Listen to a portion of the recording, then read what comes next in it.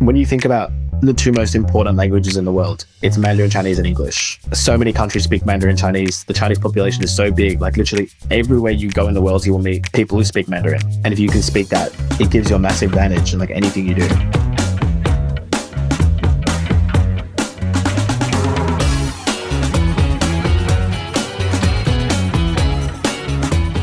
This is the You Can Learn Chinese podcast. For everyone who's trying to learn Chinese or reaching for the next level, you came to the right place.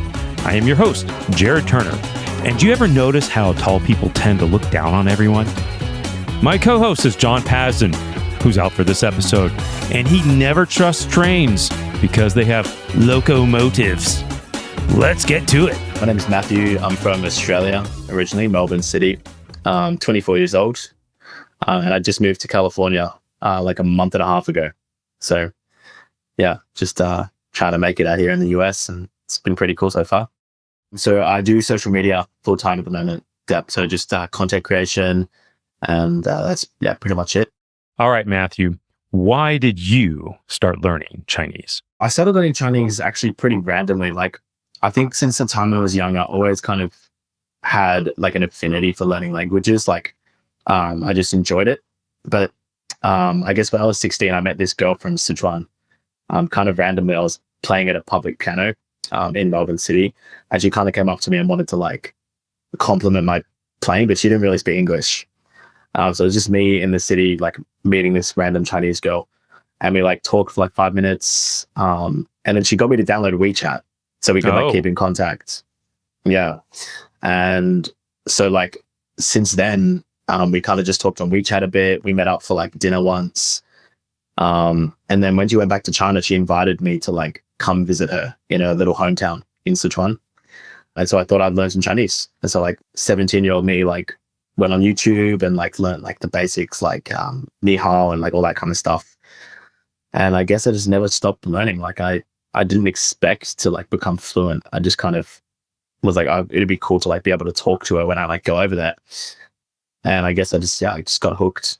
Then what was it about the language that hooked you? Because, you know, I have to say, Matthew, I've met other people similar, you know, maybe kind of situation where, hey, someone caught your interest, right?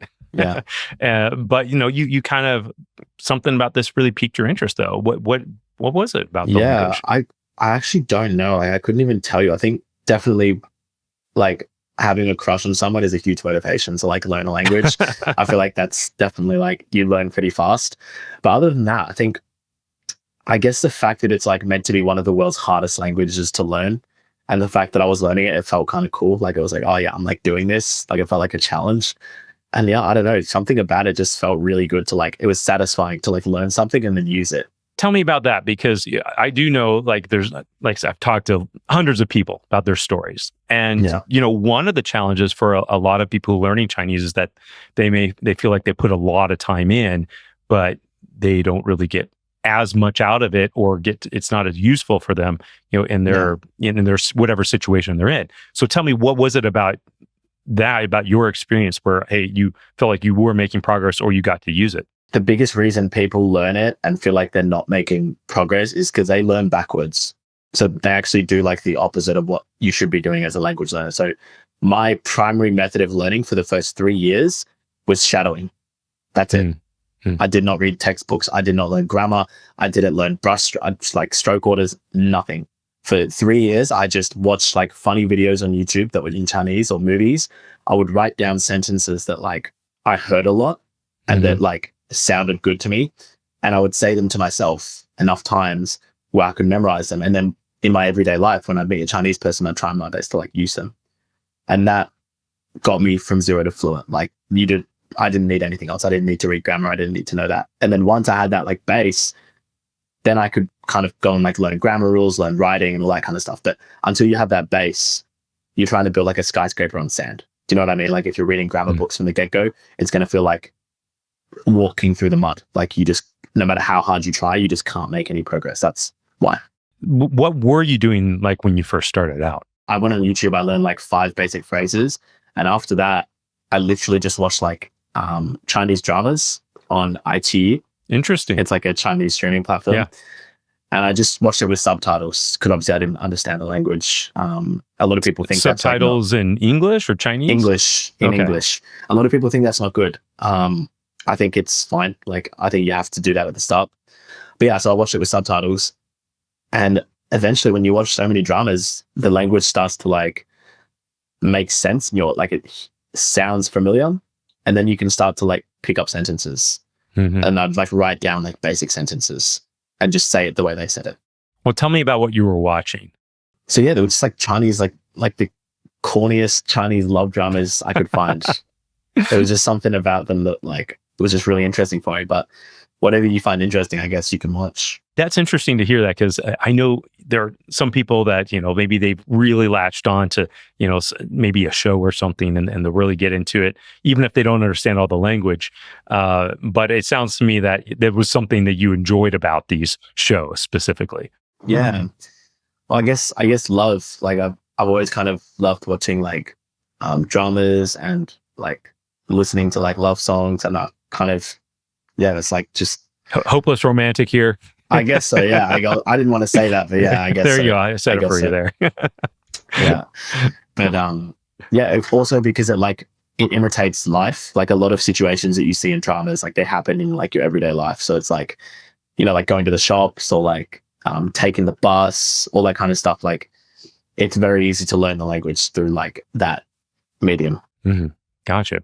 Well, that's really interesting. I don't think I have met some people who've kind of, really learned Chinese, that way.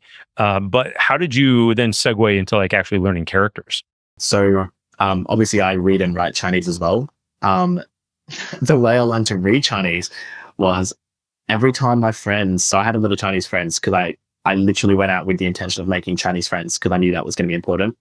Every time they'd send me a Chinese text in WeChat, I would go one by one and put it into Google Translate to read the characters. And eventually, after you do that like hundreds and hundreds of times, your brain just remembers the characters and you can start to like recognize that. And so I learned to read, and I could read fluently. And in terms of writing, there's no real hack. Writing is one of those things you really just have to put your head down and just like put in the hard work. Yeah. Well, and I think it's always good to distinguish for especially anyone listening that there's a difference between writing and typing. Oh, so, yeah, yes. Massive. Writing is its own separate skill set. Yeah. Yeah. For sure.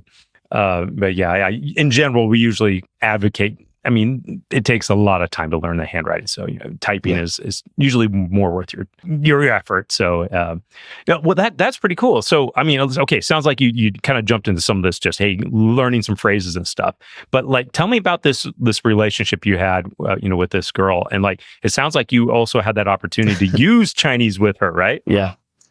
Yes, obviously I was 17 at the time. I had this massive crush on her because she was like pretty. Like I hadn't really met a Chinese girl before. I was like, oh, this is like so cool. Like, and then when she invited me to Sichuan, I was like over the moon. I'm like, maybe she likes me too. Keep in mind, she was a bit older than me at the time. She was like whatever, yeah. But when I went to Sichuan, she came to pick me up at the airport with her boyfriend. Oh, interesting. Okay. Yeah. All right. So my like 17-year-old fantasy was like she's bringing me over here to like tell me she like likes me too, and like maybe we'll like be together. She literally just wanted like an Australian friend. She thought that was cool. She's like, oh, I'll invite him over. Wow. How did that feel? Oh, dude, I was like heartbroken for like a good couple days, but I got over it, man. And, I can imagine. Yeah. When I say they took care of me, like they took care of me, man. Like I really don't think there's anything like that Chinese hospitality, bro. Like when I first went to tell me about what did they do for you? Dude, like for starters, obviously they let me stay at their place. Like they had a whole room for me. All the food that I ate was like they paid for. They like took me out and took me to the best places. Even when they had to like work and stuff, they still made sure like I was like okay, I had food, like knew what I was doing. Like yeah, they just like literally like treated me like part of their family, like from the get-go. Wow. And like this is a girl that I've met like a couple of times, and I was like really surprised at that. That's pretty cool. How was your Chinese at this point, and what was this like being in China? It was pretty bad. Of course, it always is, right? I thought it was a lot better in my head than what it was. But like I could communicate enough because they didn't speak English, so I could communicate enough where I could get by, but it was nowhere near what it is now. but they still like complimented it, said how good it is, and made me feel good about it. So it was nice. Were there any interesting experiences or encounters you had? Oh yeah. So I don't know if I should be saying this, but I did dabble in baijiu a little bit. In China, they let me try a little bit, and I did happen to dabble in a little bit too much baijiu one day, and I forgot a lot of my Mandarin. Not because I was super drunk, but just because it was so new to me. Like I just defaulted to English, and they don't speak English. So I was like, we were like trying to talk, and like I couldn't remember the words that I was trying to say, as though we like had to use like Google Translate. But like, yeah, my Chinese was really not. It wasn't part of my vernacular at that point. I just kind of like, I forgot how to speak Chinese for like a couple hours, but.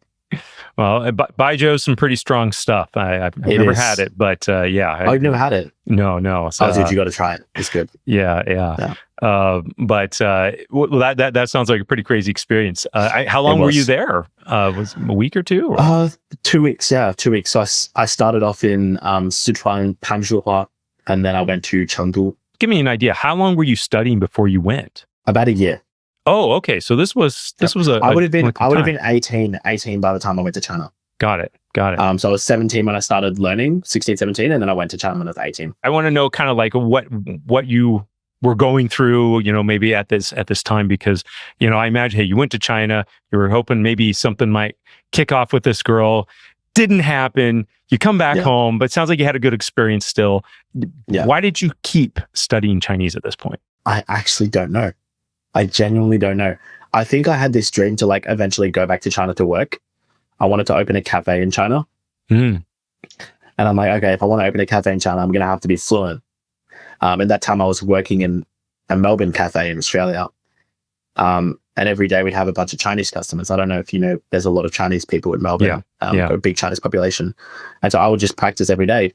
And then I would go home and like watch dramas and like write down sentences and practice in front of the mirror in the shower, making food, washing dishes. I would just talk to myself. My family thought I was crazy, but I just didn't stop learning, man. I just had this dream to go back. Wow. And so it sounds like that was fuel for you to keep going. It was, definitely. Were there some times where you thought about, maybe this is too much, or this is good enough? Maybe you could talk about that. Yeah, there were times definitely where like I didn't want to study, like I didn't want to sit down and like do the study. But because at that point I'd built such a strong social network, I was dating a Chinese girl at that time as well. We dated for about a year and a half. Different girl that I met in Melbourne. Mm-hmm. I didn't have a choice. She only spoke Chinese to me. My friends were all like Chinese at that point. Like even when I didn't want to study, I still had to speak it and listen. So like I was still learning. Interesting. So I didn't really give myself that out. Your main friend group, it sounds like it was Chinese. Yeah. And how did that come about for you? It was a mix of like luck and also a mix of like being very intentional. Like at the start, I somehow knew that like your social circle is super important. So I was like, okay, I need to make Chinese friends. So every time I'd meet a Chinese person, I'd like try and converse with them. I'd like ask to add their WeChat, and I was like very intentional with it. And eventually you meet people that you click with and they take you under their wing and you guys just vibe, and that was it. Wow. That's pretty neat. But I mean, I'm curious though, some of these guys, they only spoke Chinese. Because I'll tell you my experience. Usually anyone who's got a bit of an international experience, and a Chinese person, they're going to speak at least some passable English, right? At the least. Yeah. It's going to sound funny, but I made it also very intentional to make friends with people who didn't speak great English, because I'm like, okay, if they don't speak a lot of English, they're going to have to speak Chinese to me. And I was like, okay, cool. Like that would be ideal. But even when we did speak English, I find eventually they would get tired and they would just want to speak Chinese. So it's like, I still got my practice in. So it sounds like you're using your Chinese like a lot very early on in your studies. Yeah. I mean, tell me about some of those early interactions you've had with Chinese. Yeah. So I just remember I would learn like a lot of sentences, and the next day I would like go and purposely eat at like Chinese restaurants so I could practice. And like I just remember every time I spoke Chinese, there'd be like one of two reactions. They would either like lose their minds and be like, "Oh my God, your Chinese is incredible!" Like, "Well, where did you learn Chinese?" Like that, or they just like wouldn't even acknowledge it. So it was like at the start, it was like I almost enjoyed like the like them to like compliment me and tell me how good it is. By the end of it, I really appreciated that the people who just like didn't say anything, just didn't make it a big deal. Yeah. They kept it low key. But yeah, the validation feels good as a start for sure. Yeah, I know there definitely gets to that point where it's just like when they don't say anything about your Chinese, that's when you really know you're getting somewhere with your Chinese, right? Yeah, exactly. I would say that if there was a Chinese person, who speaks very good English, you don't compliment them on their English. It's kind of like, well, yeah, it's like, it's good. It's kind of like, that's trite at this point. Yeah, exactly. Well, that's great. I mean, do you have any other experiences like that where, hey, you got in a spot where you're speaking Chinese and they're just kind of like treat you like totally normal? Yeah, I remember when I was flying to China on the air, I was flying Xiamen Airlines, and I just spoke Chinese the whole time. The flight attendant was really cool. They like had a chat with me in Chinese, and like, they were very accommodating as well. Like, I was the only foreigner on the plane, full plane. Struck up a conversation with the guy next to me, and we just talked about China and Australia and all that kind of stuff. And I just found them very like warm and welcoming. Gotcha. Well, tell me about this. So were there any points where you felt like you had any real breakthroughs in Chinese where it's kind of like, hey, I'm really getting this? There was this one point I remember I was practicing this one sentence all night. I can't remember exactly what sentence, but it just felt really good to say it. And the next day I had this conversation with this person in the cafe, and I'm like, I'm fluent. Like, I could understand and speak everything. I'm like, it just happened like overnight almost. Like, it was like 3 years of like hard yards. And then all of a sudden it was like, I can do this. Like, I can understand and listen. It was crazy. It was like this whole like. How did that impact you going forward? Oh, it just gave me so much confidence. I think from that point I was like really motivated. And then I got a Chinese tutor at that point that I did like once a week. I was prepping for the HSK, which I never took, but I was definitely more motivated after that. Okay, this is interesting. HSK, right? Yeah. You say you're prepping for it, but you didn't take it. Maybe talk about that. So I was prepping to take HSK 5, which is good, and I had everything down. I never got around to it. I just never saw a need for it because I never had to do like any jobs or anything like that. So there's sometimes we've had people ask us, say, hey, should I take the HSK? And I'm kind of like, if you're applying for a job in China, yeah. Otherwise, it's just kind of an arbitrary milestone, right? Right. Tell me then, like, how has Chinese kind of played into kind of what you're doing now? And maybe you could talk a little bit. I mean, I know it's kind of involved a little bit. There's a connection, right? Yeah, I guess obviously language has always been interesting to me. I've always like been fascinated by language. I've only just started recently making content in Chinese for like Western social media. I was doing Xiaohongshu Redbook for a while. That was pretty fun. But yeah, I guess the way it plays into what I'm doing now is just like I'm starting to put more of myself on social media. A lot of people were very surprised to find out I could speak Mandarin Chinese because there's like this Crocodile Dundee Aussie Oka guy teaching G'day mate. The next minute he's speaking fluent Mandarin Chinese. It's kind of like pretty random, but there's part of me, so like, why not share it? So maybe you can tell me a little bit, like, how has it become useful, I guess, in your content creation or with anything that you're doing? It's so useful. Like, when you think about the two most important languages in the world, it's Mandarin Chinese and English and Mandarin Chinese. Like, so many countries speak Mandarin Chinese. The Chinese population is so big, like literally everywhere you go. My landlord right now is Chinese. Like, everywhere you go in the world, you will meet people who speak Mandarin. And if you can speak that, it gives you a massive advantage in like anything you do.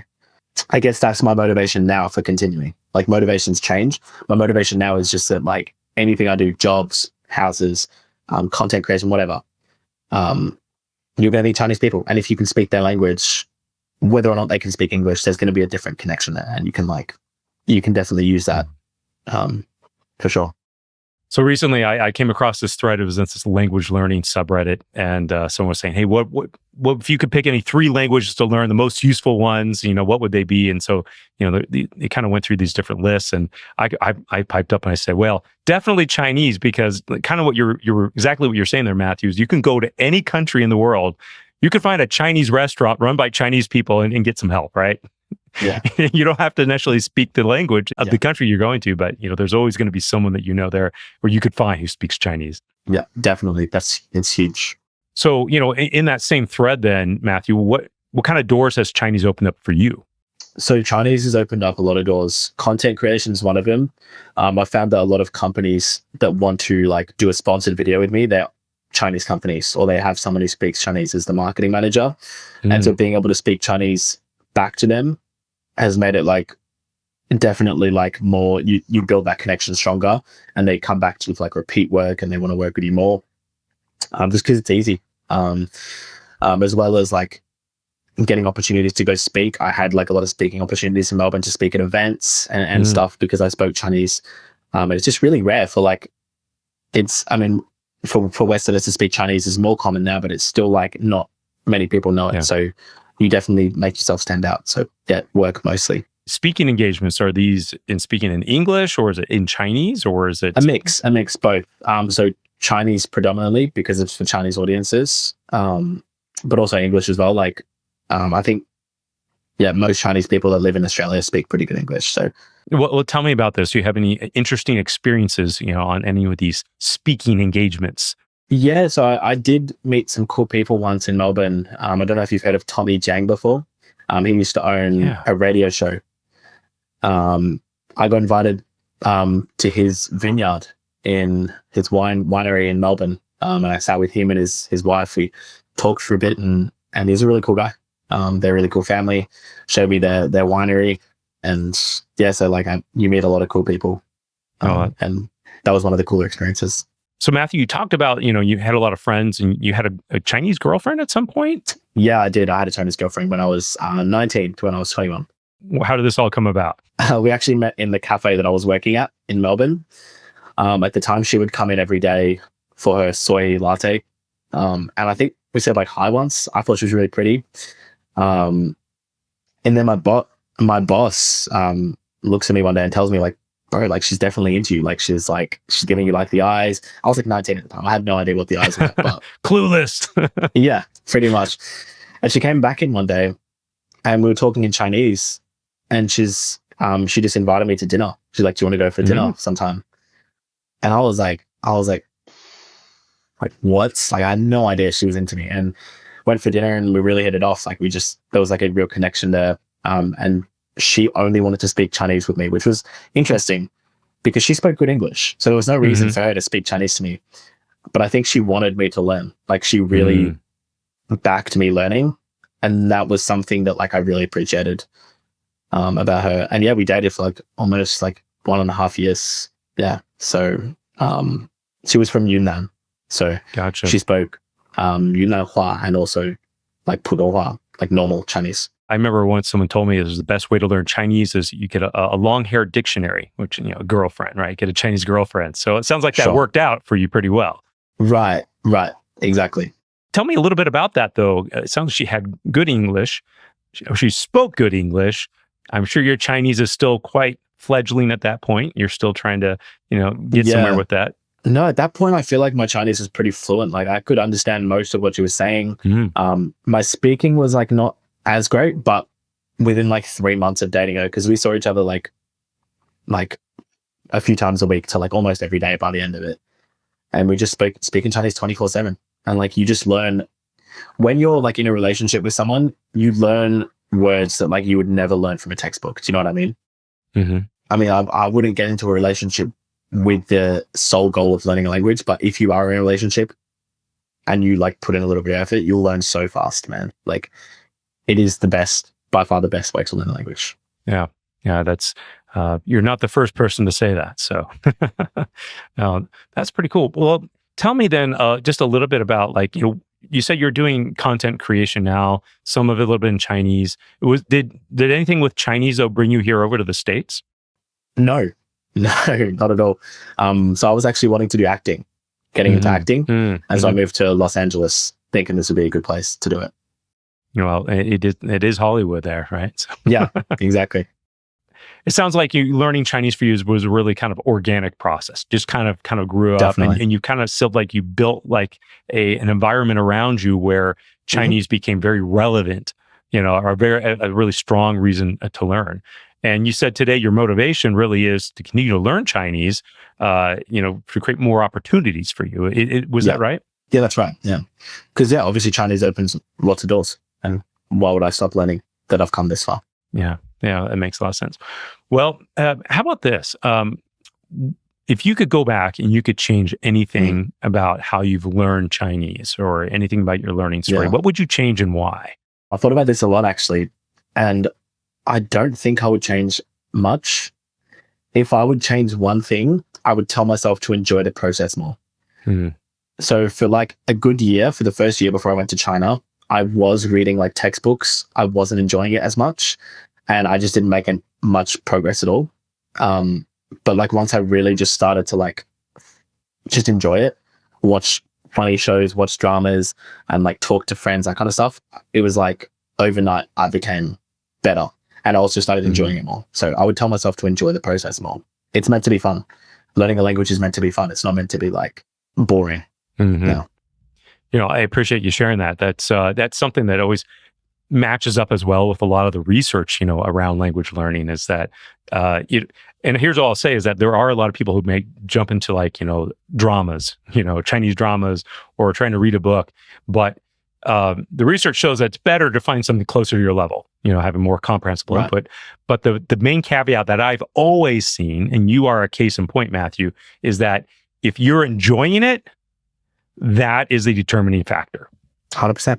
If you're doing those things and you hate it and you're not enjoying it, stop it. Go find something you do enjoy or get something closer to level, do all that type of stuff. But that's a big deal. If you like it and you're enjoying it, sure, keep with it. 100%. I completely agree. Well, I guess that's a bit of advice to learners. And I do always ask this question of our guests saying, what advice would you give to someone who's learning Chinese right now? Same thing. Find something you enjoy. So it could be playing video games, could be watching movies, could be watching TV shows, cartoons, heck, even textbooks. If you really love textbooks, go for it. But whatever you enjoy, whatever like lights you up inside, whatever makes you think, hell yeah, like whatever you would skip work to do, do that to learn Chinese. Even if it's like hanging out with friends, like that's still learning. Like think about how little kids learn. Little kids don't sit there with textbooks to learn their mother tongue. They experience life. So do the same thing. That's it. Just enjoy it. Well, Matthew, thanks so much for sharing your experiences, and that was good advice. I appreciate that. Good advice for all language learners everywhere. Appreciate it. And Matthew, if people want to find out a little bit more about you, where can they go? You can go to my Instagram. It's Real Aussie McGuire. That's RealOzzMcGuire. TikTok's the same. Post all my videos there. Yeah, send me a message, have a chat. If you got any questions. And if you want to speak real Aussie, right? That you're the guy to contact, right? That's me. That's me. Well, awesome. Well, thanks so much, Matthew. Appreciate it. Thank you, Jared. Appreciate it, man. John and I have a quick message for everyone out there. We're coming up at the end of the year, this holiday season, and of course, into the brand new year. And some of you guys are looking for gifts or, challenges for this upcoming year. We want to remind you of Mandarin Companion graded readers. If you can only read 150 basic characters, you know what? That's it. That's all you need. For our lowest level graded readers, the breakthrough level uses only 150 basic characters. We also have a 300 and a 450 character level for those who are moving up the level towards proficiency. If you've never read an entire book in Chinese, it's a game changer. So please consider giving that gift to yourself this holiday season or giving it to someone else. Also, my company, All Set Learning, we have a great deal on right now for lessons. For $33, you can get 3 lessons, which is basically selling the lessons at cost. They're really good, and if you give them a try, we'll think you'll like them. That's right. So you can go to mandarincompanion.com to find our Chinese graded readers. And allsetlearning.com for the lessons. Just look for me in the ugly Christmas sweater, and you'll find a link there. Have a great holiday season, guys. Happy holidays to all you guys, and a happy new year. Thanks for listening to the You Can Learn Chinese podcast. I'm Jared Turner, co-founder of Mandarin Companion, alongside my co-host John Pasden, co-founder of Mandarin Companion, founder of All Set Learning, the Chinese Grammar Wiki, and Sinosplice.com. You've got a Chinese learning story, we want to hear it. Head over to our website. You can apply to be featured on the show. And if you like today's episode, hit that subscribe button and share it with a friend. It's the best way to help more Chinese learners find us. You can also leave us a review on iTunes. We love hearing from you, or come connect with us at mandarincompanion.com. Follow us on Instagram, Facebook, Twitter for more updates, tips, and good times. Want a fun way to boost your Chinese? Grab a Mandarin Companion Graded Reader, available on Amazon, Apple Books, Google Play, or wherever you get your books. Apologies to John Cena. We just ran out of time. The You Can Learn Chinese podcast is produced by myself, Jared Turner, and it is edited by Jasper Chua. A big thanks to our special guest, Matthew McGuire, and of course, thanks to my co-host, the man, the myth, the legend, John Passett. See you next time.